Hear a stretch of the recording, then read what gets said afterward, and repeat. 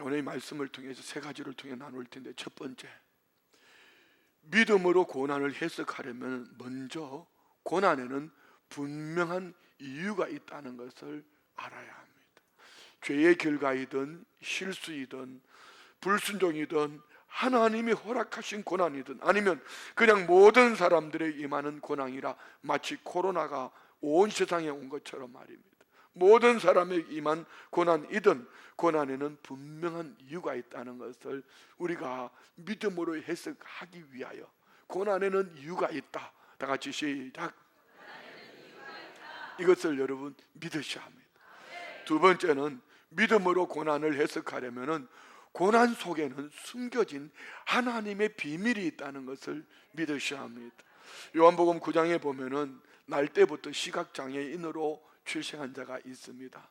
제자들이 물어 이르되 랍비여, 이 사람이 맹인으로 난 것이 누구의 죄로 인함이니까? 자기니까? 그의 부모니까? 이 말은 무슨 얘기냐면은 이 당시 문화가 누가 육체의 질병이 걸렸다 이런 고통 속에 있으면은 죄로 말미암아 질병이 왔다, 이렇게 그들은 문화 속에 살고 있었습니다.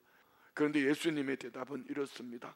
예수께서 대답하시되 이 사람이나 그 부모의 죄로 인한 것이 아니라 그에게서 다 같이 하나님이 하시는 일을 나타내고자 함이라. 할렐루야. 그의 소경됨을 인하여 하나님은 고쳐주시고 살아계신 하나님을 나타내 보여주시겠다. 곧 고난 속에 숨겨진 하나님의 비밀이 있었다는 것입니다. 고난을 당하면 대개 이게 누구 때문인가, 누구 탓을 하기 쉽습니다. 고난 때문에 억울하기도 하고 분노가 일어나기도 합니다. 그러나 그것이 우리의 전부라면은 고난을 겪는 저와 우리는 참 힘들 겁니다. 여기 고난 없는 사람은 아무도 없거든. 그러면 모두가 다 얘기할 거예요. 죄 때문이라고.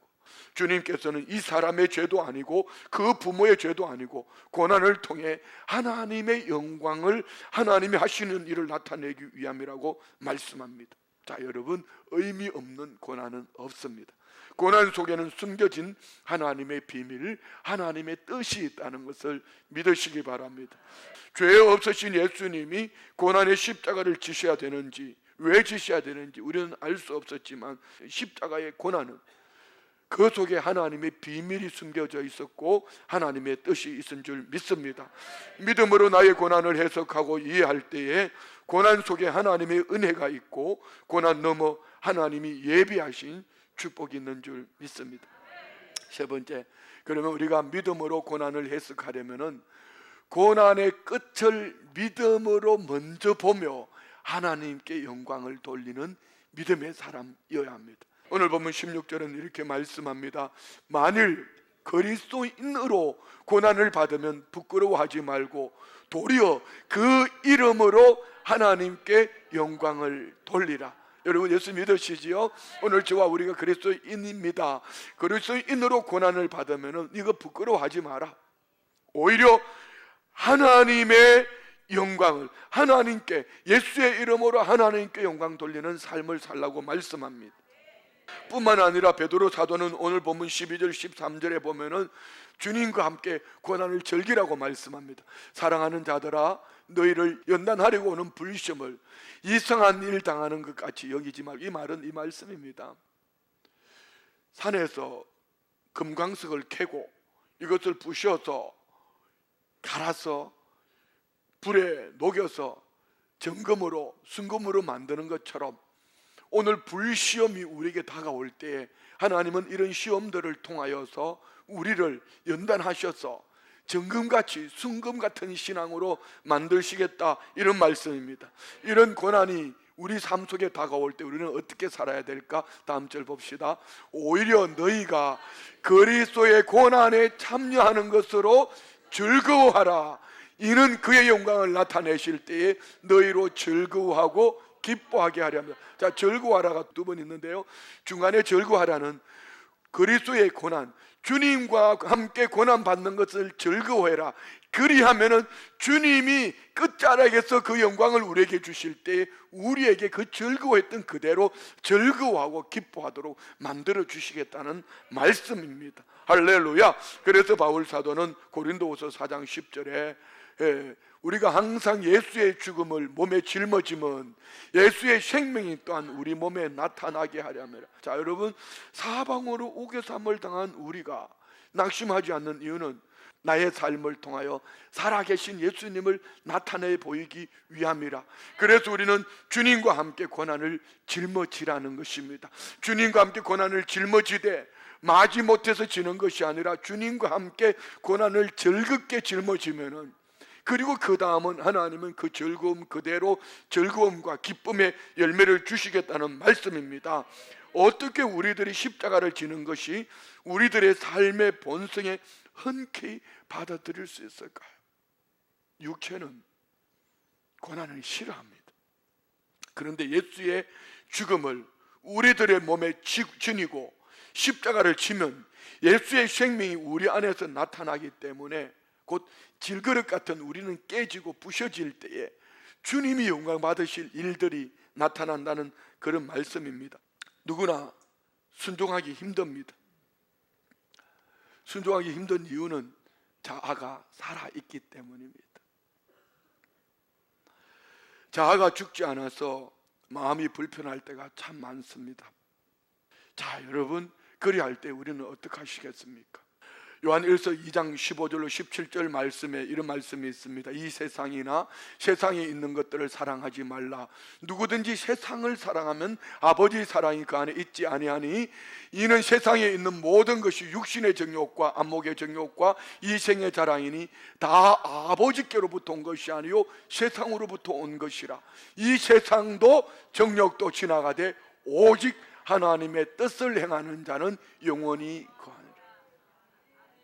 자, 우리는 내 육체는 보는 것으로, 듣는 것으로, 마음으로, 육신의 정욕, 안목의 정욕, 이생의 자랑으로 하나님의 말씀을 거절하고 거부하고 싶을 때가 너무 많습니다. 그래야 때에 이 세상 것은 다 지나간다. 하나님이 허락하신 고난이라면 이 고난 속에 하나님이 숨겨놓은 비밀이 있으니 주님과 함께 즐거워하자. 고난이 왔을 때에 하나님의 뜻대로 순종하면 어떻게 됩니까? 이 상황을 예수님과 함께 즐길 수 있다면 예수의 생명이 나의 삶을 통하여 나타나게 될 줄 믿습니다. 그래서 베드로전서 오늘 본문 12절 13절은 이렇게 말씀합니다. 사랑하는 자들아, 너희를 연단하려고 오는 불시험을 이상한 일 당하는 같이 여기지 말고, 이 고난을 이상하게 여기지 마라.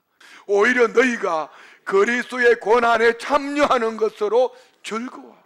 주님과 함께 고난에 참여하라. 주님과 함께 고난을 즐거워하라.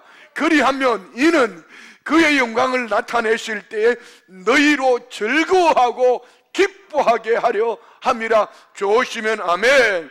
자, 베드로 사도가 이렇게 자신 있게 선포할 수 있는 이유가 어디에 있었습니까?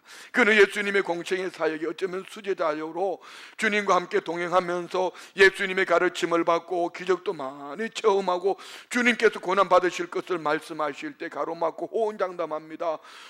주여 그리하지 마옵소서. 모두 주를 버릴지라도 나는 결코 버리지 않겠나이다. 그때 주님은 뭐라고 말씀합니까? 내가 진실로 내게 이르노니 오늘 밤 닭 울기 전에 네가 3번 나를 부인하리라. 그랬으면 아멘 하고 예 주님 조심하겠습니다 하게 하면 될 텐데 절대로 내 인생에 그런 일이 없겠다고 호언장담을 하는데요. 마태복음 26장 35절에 보면은 베드로가 이르되 내가 주와 함께 죽을지언정 주를 부인하지 않겠나이다 하고 모든 제자도 그와 같이 말하니라. 그런데 베드로는 어떻게 했죠?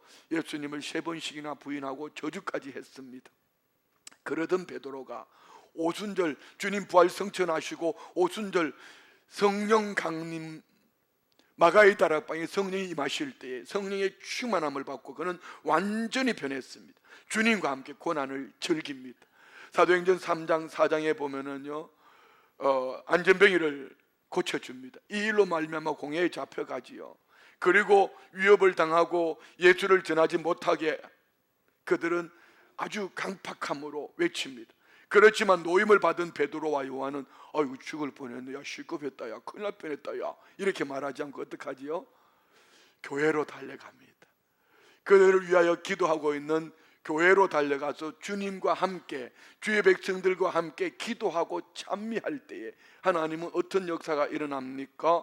빌기를 다음에 모인 것이 진동하더니 무리가 다 성령이 충만하여 담대히 하나님의 말씀을 전하니라. 이런 베드로는, 이 베드로 사도는 자기가 처음 되어진 은혜의 삶을 오늘 우리에게 그대로 전해줍니다. 고난이 다가올 때에 주님과 함께 고난을 즐거워해라. 그리하면은 주님 영광 받으실 때 즐거워할 일들로 주님이 주신다. 할렐루야. 그래서 오늘 본문 14절 16절 말씀 봅시다. 너희가 그리스도의 이름으로 치욕을 당하면, 자 여러분, 복 있는 사람은 어떤 사람인가?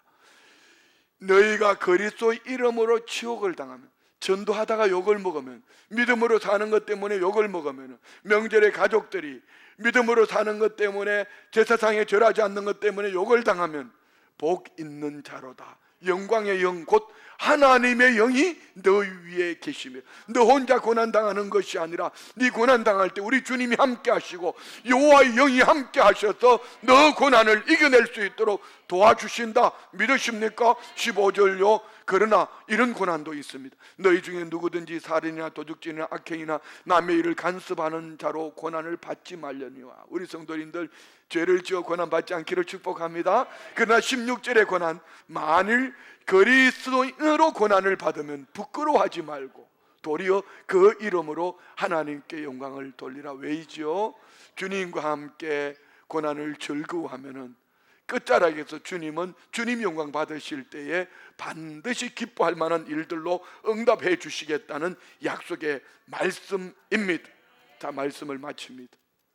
고난을 통하여 끝을 믿음으로 먼저 보면은 우리는 고난이 아니라 주님과 함께 고난을 받음으로 하나님께 영광을 돌리게 되고, 우리가 하나님을 만나고 하나님의 또 새로운 비전을 보게 될 줄 믿습니다.